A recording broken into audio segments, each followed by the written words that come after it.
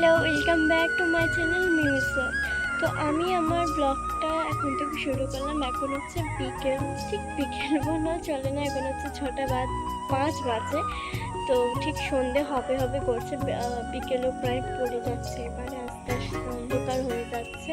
তো আমার ব্লগটা আমি শুরু করছি ছাদ থেকে। এখন আছি আমি ছাদে, ঠিক আছে? তো চলো আজকের ব্লগটা দেখতে থাকো। আমি আছি এখন ছাদে আর তোমাদেরকে আমি আকাশটা দেখাচ্ছি, ঠিক আছে? দেখো, জাস্ট দারুণ দেখতে লাগছে আকাশটা, আর খুব সুন্দর দেখতে লাগছে। যেহেতু এখন সন্ধে হবে হবে, সেই জন্য আকাশটা দারুণ দেখতে লাগছে। আর আমি জানি না কেন আমার এই টাইমটা ছাদে উঠতে খুব ভালো লাগে। আমি উঠি না খুব একটা ছাদে, আর যদি উঠিও কোনো সময় তো আমি এই টাইমটাতেই উঠি, আর অন্য কোনো টাইমে আমি ছাদে উঠি না, ঠিক আছে? তো আকাশটা তোমাদেরকে আমি দেখাই কি দারুণ লাগছে। তোমরা যদি গাড়ি ঘোড়ার আওয়াজ পেয়ে থাকো প্লিজ ইগনোর করো, কারণ আমার ঘরটা অনেকটাই রাস্তার সামনে, ঠিক আছে? তো ছাদে উঠলে একটু গাড়ি ঘোড়ার আওয়াজ, ট্রেনের আওয়াজ, যেহেতু সামনেই আমাদের স্টেশন আছে, পাওয়া যায়, সেই জন্য প্লিজ একটু ইগনোর করো। আর আকাশটা দেখো, জাস্ট দারুণ লাগছে। আমার তো খুব ভালো লাগে এই টাইমটা, তাই আজকে আমি এই টাইমটা থেকে আমার ব্লগটা শুরু করলাম। তো চলো আর কি করি না করি সব তোমাদের সাথে শেয়ার করবো।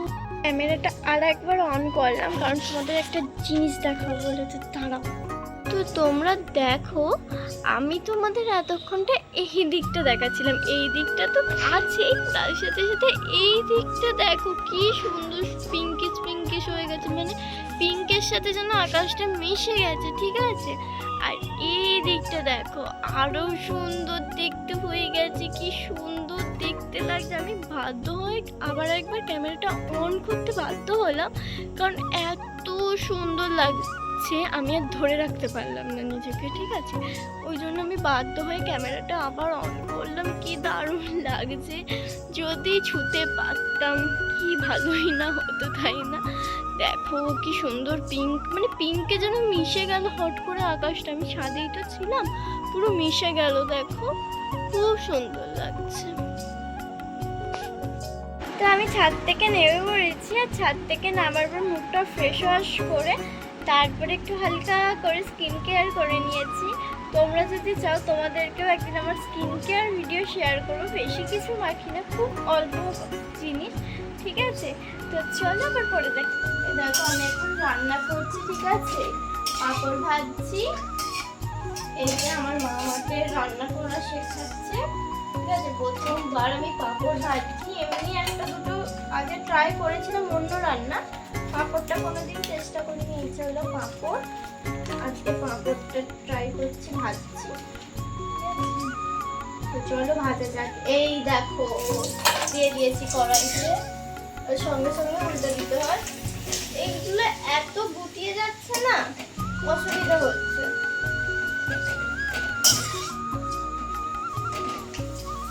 এটা ছাইড়া নিতে হবে, জানো তো?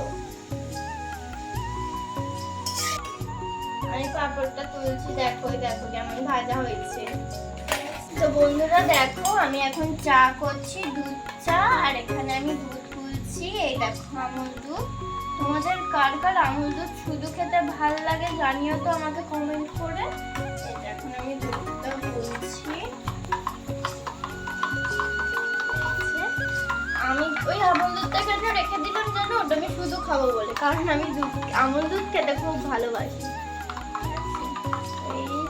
আমি গুলে নিয়েছি এখানে, আর এখানে আমি কড়াই বলতে আছি, গুলে চায়ের বাটিতে চা দিয়ে দিচ্ছি। চাটা ফুটলেই আমি এখানে দুধটা দিয়ে দেবো।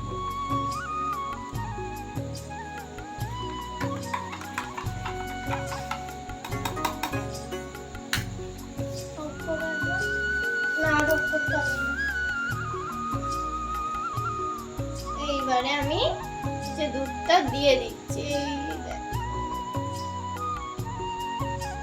দুধটা আমি দিয়ে দিলাম, ঠিক আছে? আমার মা আমাকে সব রান্না শেখাবে বলেছে আস্তে আস্তে, আমি কিছু রান্না করতে চাই না। এই যে এবার চাটা ভালো করে ফুটিয়ে দেবো, ফোটানোর পর নামিয়ে দেবো। কালার কেমন হয়েছে সেটাও তোমাদের দেখাবো। চলো আগে চাটা করে নি ঠিক করে। দেখো বন্ধুরা, আমি চা করেছি, ঠিক আছে, চা আর পাঁপড় ভেজেছি, দুটোই নিজে করেছি, বলতে পারবে না মা করেছে, মা বলতে পারবে না আর কি।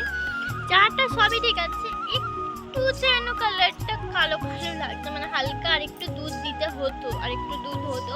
আমি নিজে খাবো বলেই তো রেখে দিয়েছি, বেশিটা কি করে আর দুধ বেশি হবে। যাই হোক, এটা আর একটু হতো দুধ। আর এটা পাঁপড়, জানি না চাটা কেমন হয়েছিল, তো চলো খেয়ে তোমাদের বলছি। তো চলো এখন চাটা টেস্ট করা যাক। নিজের হাতে বানিয়েছি, কেমন খেতে হয়েছে চলো টেস্ট করে বলি তোমাদের।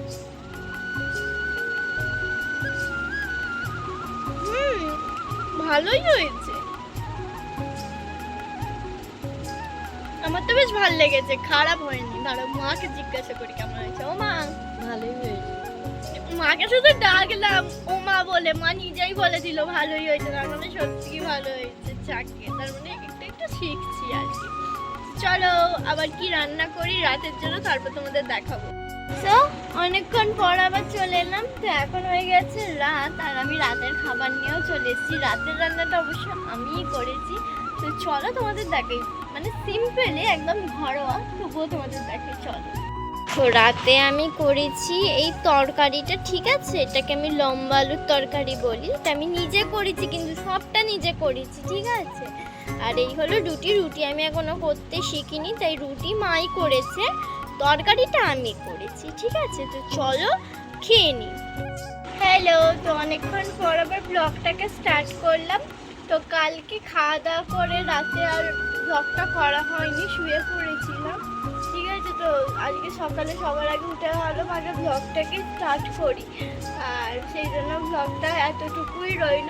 তোমরা দেখতে থাকো, শুনতে থাকো, প্লিজ একটু সাপোর্ট করো। আর এরপর আরও নতুন ধামাকা ধামাকা ভিডিও আসছে, দেখতে থাকো। অবশ্যই চ্যানেলটাকে আমার সাবস্ক্রাইব করে দিও যারা এখনও করোনি, কারণ তোমাদের একটা লাইক একটা সাবস্ক্রাইব আমার জন্য অনেক, তাই প্লিজ তোমরা একটু সাবস্ক্রাইব করো, সাপোর্ট করো, লাইক কমেন্ট শেয়ার করো। আজকের মতো টাটা।